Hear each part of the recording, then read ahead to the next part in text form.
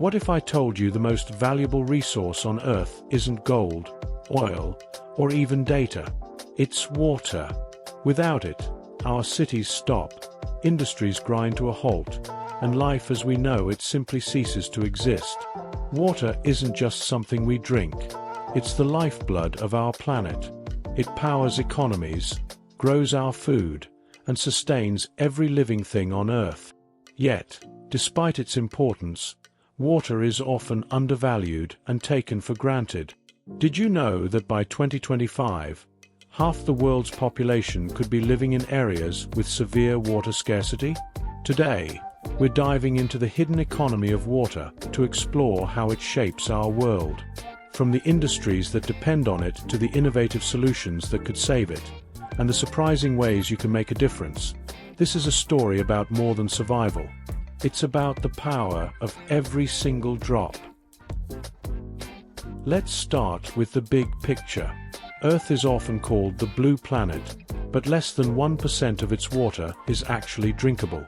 That tiny percentage has to meet the needs of nearly 8 billion people, along with agriculture, energy production, and industry. And here's the catch. We're using it faster than it can be replenished. Every day, billions of gallons of water are lost to leaks, wasted in inefficient irrigation, or contaminated by pollution. In some parts of the world, water scarcity is already a life-or-death issue. Take, for example, a woman in rural Africa who spends 6 hours a day walking to collect water for her family. That's time she could spend working, studying, or caring for her children. Water scarcity isn't just an environmental crisis. It's a social and economic one. Here's a staggering fact. 70% of the world's freshwater is used for agriculture, yet much of it is wasted due to outdated methods. With better systems, we could grow the same amount of food using half the water. The global water crisis isn't just a future problem. It's here now. But there's hope. Let's look at how innovation is changing the way we use and value water. Imagine a city where every drop of water is recycled. From the water you flush to the water you drink, nothing goes to waste. In places like Singapore, advanced treatment plants are turning wastewater into clean, safe drinking water, setting a global example for water efficiency. Technology is also revolutionizing agriculture. Precision irrigation systems use sensors and AI to deliver water directly to the roots of plants, drastically reducing waste while boosting yields. In one region, farmers using this technology cut their water use by nearly 50% without sacrificing crop production. In drought-prone India, communities are adopting rainwater harvesting systems to store water for dry seasons. These simple, low-cost solutions have helped entire villages survive droughts, ensuring access to water for drinking, farming, and daily life. Here's an incredible stat. Switching to drip irrigation can reduce water use by up to 60%. If adopted globally, this innovation could save enough water to meet the needs of over 1 billion people annually. From recycling wastewater to harvesting rain, these innovations are reshaping our relationship with water. But managing water isn't just about technology. It's about understanding its true value. Water's value goes far beyond its price tag. It's essential for industries, from energy production to manufacturing. Producing a single car, for instance, requires over 39,000 gallons of water. That's enough to fill a large swimming pool. And yet, in many places, water is treated as if it's limitless.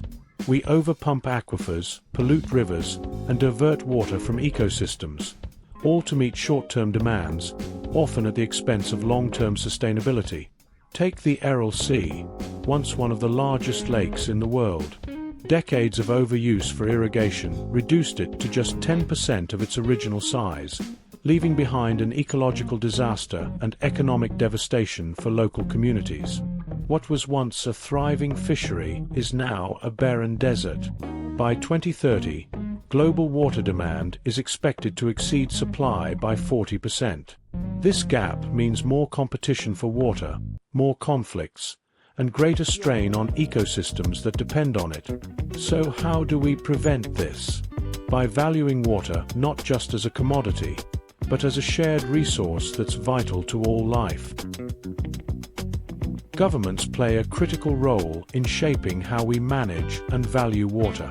Effective policies that prioritize conservation, invest in resilient infrastructure, and ensure equitable access can change the trajectory of water scarcity worldwide.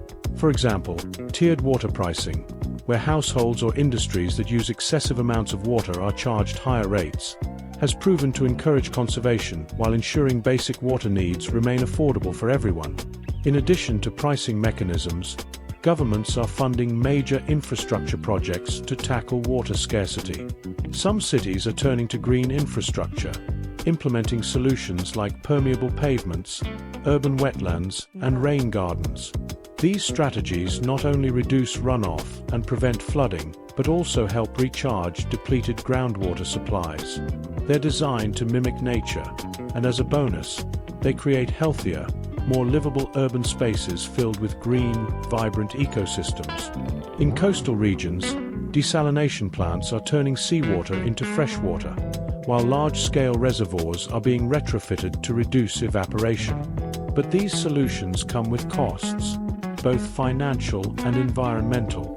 This is why governments are also exploring decentralized approaches, like empowering local communities to manage and conserve water resources themselves. For example, in a drought-prone region of California, the state implemented policies requiring farms to switch to drip irrigation systems. Within 3 years, water use dropped by 20%, crop yields increased, and the local aquifers began to recover. It's a prime example of how policy can align environmental and economic goals. Now, let's put you in the driver's seat. Imagine you're a policymaker responsible for securing your country's water future. You have 3 options. Invest in a nationwide water recycling program to reuse wastewater, subsidize precision agriculture to help farmers reduce their water usage, or fund community-based rainwater harvesting systems to empower local solutions. Which would you prioritize, and why? Each of these choices has trade-offs, but all could be part of a larger, integrated strategy to solve the water crisis. Of course, policy alone isn't enough to solve the water crisis. Real change starts with us. Every small action we take adds up, creating a ripple effect when multiplied by millions of people. Think about this.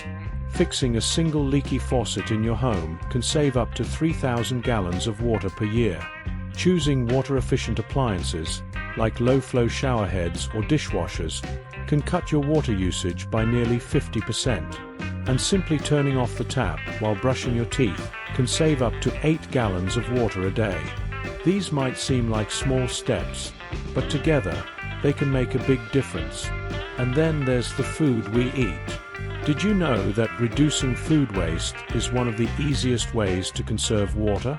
When we throw away food, we're also wasting all the water that went into growing, harvesting, and transporting it. By meal planning, composting, and freezing leftovers, we can reduce that waste and save thousands of gallons of water in the process.